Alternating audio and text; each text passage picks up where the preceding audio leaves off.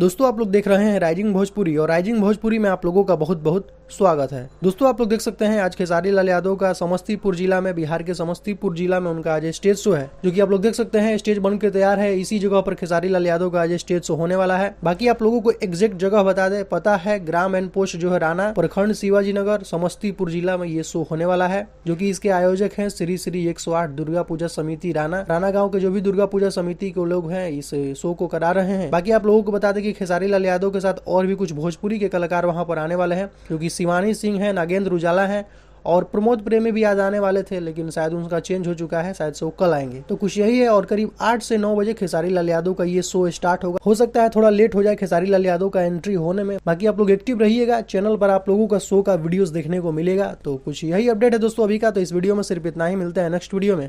Thank you so much.